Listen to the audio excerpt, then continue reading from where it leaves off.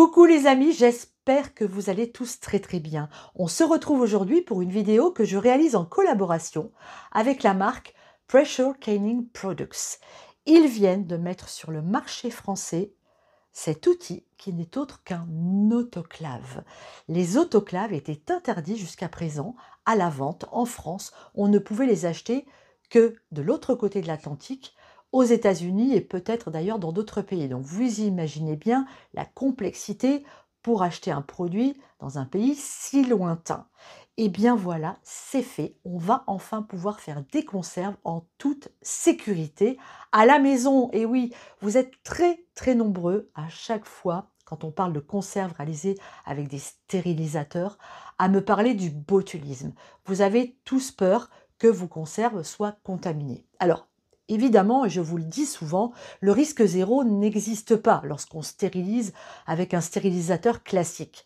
Pourquoi? Parce que ce stérilisateur, il va jusqu'à 100 degrés. Mais il baisse parfois. La température peut être à 99, 98. Et du coup, effectivement, on ne tue pas la bactérie responsable du botulisme dans ces cas-là.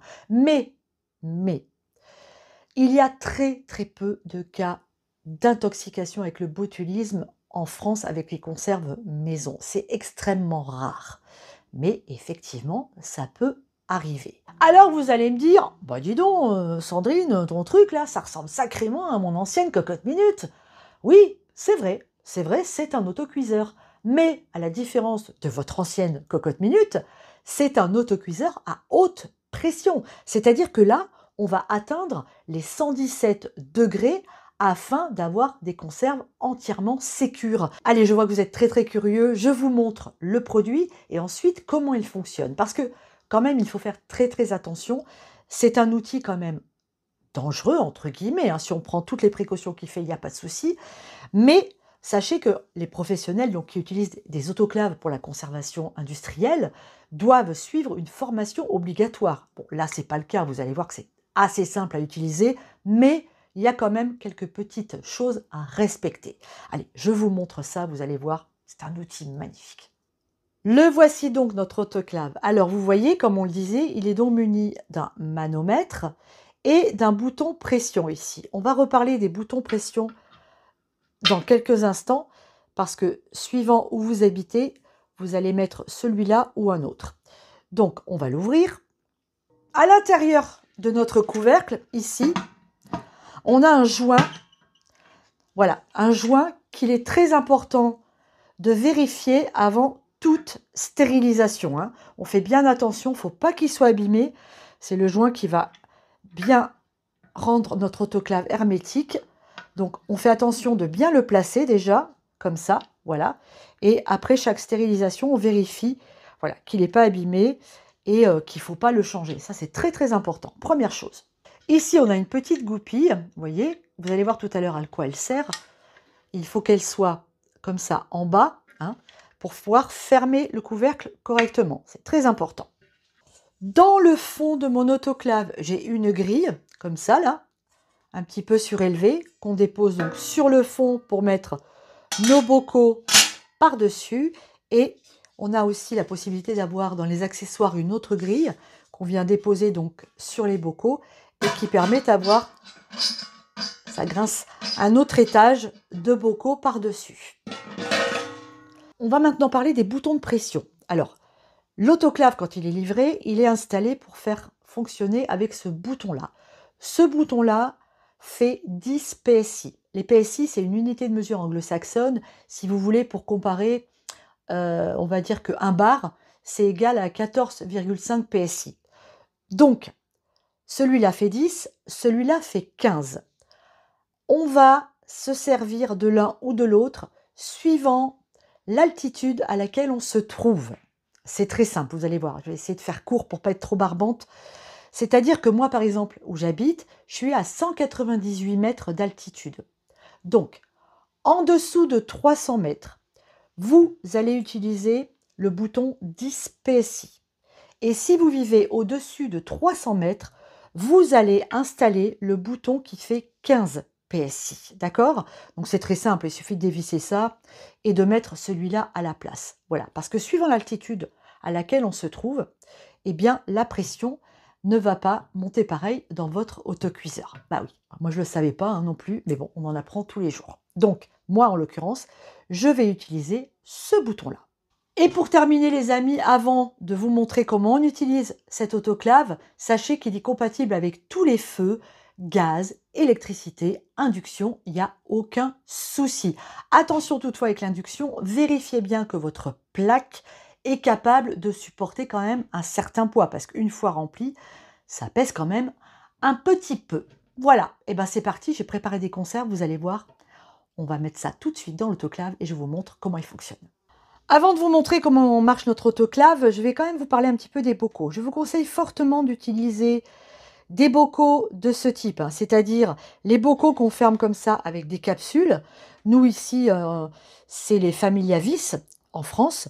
Et puis dans les pays anglo-saxons, anglo-saxons, on utilise ce qu'on appelle des pots maçons. Alors la différence, ça c'est pareil, c'est une capsule, mais eux ils ont un couvercle ici qui est, voilà, qui est vide, alors que nous, le couvercle est plein. Sinon, c'est exactement le même principe. Et évidemment, vous pouvez utiliser les pots classiques avec le caoutchouc. Alors ici, on a ce super accessoire, hyper pratique, vous allez voir. Pour remplir nos bocaux, vous voyez, avec une ouverture très large. Il y a toute une série d'accessoires vraiment qui sont très très sympas sur le site. Je vous mets le lien sous la vidéo. Aujourd'hui, moi j'ai choisi de faire des tomates au naturel. La recette est sur la chaîne, vous la retrouverez. Ici, c'est des petites tomates jaunes parce que j'en ai beaucoup, donc je vais les conserver. Et puis cet hiver, on pourra se faire des petits plats avec. Alors toujours le même principe, on ne remplit pas nos bocaux jusqu'en haut, on laisse 1,5 cm, voire 2 cm d'écart entre la fin du remplissage et le haut du bocal. Nos bocaux sont placés dans notre autoclave. On fait bien attention à ce qu'ils ne se touchent pas. Et on vient mettre à l'intérieur 3 litres d'eau. Quelle que soit la quantité de bocaux, vous mettez toujours 3 litres d'eau. Maintenant, on va fermer notre couvercle. Alors, je vous l'ai dit, ici, la goupille, elle doit être comme ça en bas. Si toutefois, elle était coincée, vous voyez, elle peut rester coincée en l'air comme ça. Vous pouvez la décoincer ici. Hop, voilà, et elle redescend. Ça, c'est très important. On prend maintenant notre couvercle.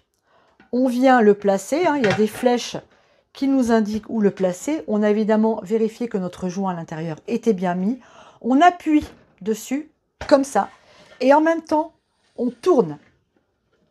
Voilà, pour bien fermer ce couvercle. C'est très important.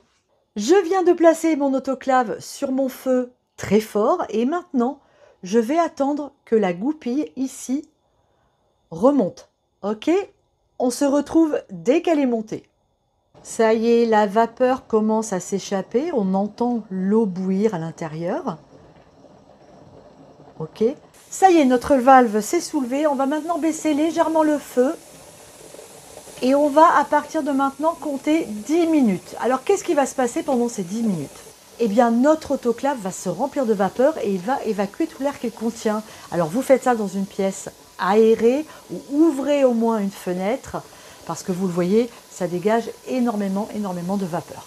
Ça y est, mes 10 minutes sont placées. Il est temps maintenant de mettre mon bouton pression. Allez, qui va permettre donc à la pression de monter lentement. Donc, on va surveiller ça sur le manomètre. Donc, on a ici, je vous le rappelle, un bouton qui fait 10 PSI parce qu'on est en dessous de 300 mètres d'altitude. Donc, à 300 mètres, le manomètre atteindrait 10 PSI. Là, en l'occurrence, je vous l'ai dit, moi, je suis à 198 mètres. Donc, moi, je ne vais pas tout à fait atteindre les 10 PSI. Vous allez voir que mon bouton pression ici va commencer à osciller et à tourner avant les 10 PSI.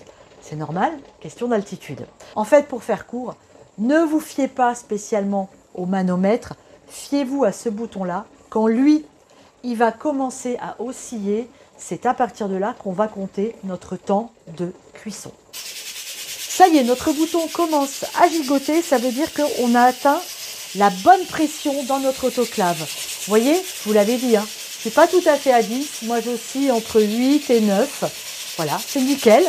Et bien maintenant, le temps de cuisson est de 45 minutes. Donc on va laisser ça faire le boulot gentiment et on se retrouve au bout de ce temps. Notre temps de cuisson s'est écoulé et c'est maintenant qu'il faut être très vigilant et rigoureux. Cet appareil est extrêmement chaud. Si vous ne suivez pas les instructions, vous risqueriez de vous brûler fortement. Qu'est-ce qu'on fait? On laisse l'autoclave redescendre en pression, c'est-à-dire qu'il faut que votre manomètre revienne à 0. Vous attendez encore un petit peu, même quand il est à 0, pour plus de sécurité. Attendez tranquillement, on n'est pas pressé. Ensuite, vous pouvez enlever le bouton pression. Et vous voyez aussi que ici, la goupille, elle est redescendue. Ça veut dire que le couvercle s'est déverrouillé. Ok? Donc, on enlève le bouton pression. Normalement, j'ai assez attendu, il n'y a plus de vapeur. Très bien. Toutefois, si vous attendez un peu moins, munissez-vous d'une manique pour enlever le bouton. Pour ne pas vous brûler, on ne sait jamais. Et à partir de maintenant, on attend à nouveau 10 minutes avant d'ouvrir le couvercle. Pour ouvrir le couvercle, on prend des maniques, on sécurise et on vient le faire glisser, tout comme on l'a fermé. Voilà. Et on peut le soulever. Et une fois qu'on a fait ça, on attend à nouveau 10 minutes avant de sortir les bocaux. Je vous montre l'intérieur, vous voyez, il reste de l'eau, il n'y a aucun souci, donc ne vous inquiétez pas. Quand la vapeur s'échappe, si vous respectez le protocole que je vous ai donné, il restera toujours de l'eau dans votre autoclave. Il est temps de sortir nos bocaux, on prend notre pince, indispensable. Les bocaux sont très chauds.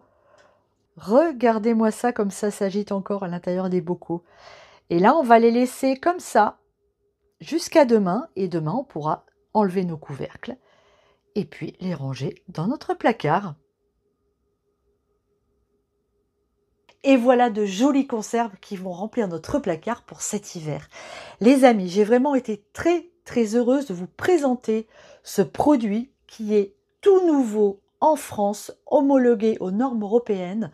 Si comme moi, vous faites beaucoup de conserves, que vous souhaitez faire des conserves totalement sécurisées, sans aucun risque, je vous invite vraiment à aller voir le site de la marque. Je vous le mets sous la vidéo, vous y trouverez beaucoup de renseignements. Alors moi, je vais m'employer à vous faire pas mal de recettes avec cette autoclave. Comme ça, vous pourrez aussi l'acquérir si vous le souhaitez. Je vous fais des gros bisous. Je vous dis à très bientôt. Merci d'avoir suivi cette vidéo. Et puis on se retrouve très vite sur Popote et Potager. Ciao!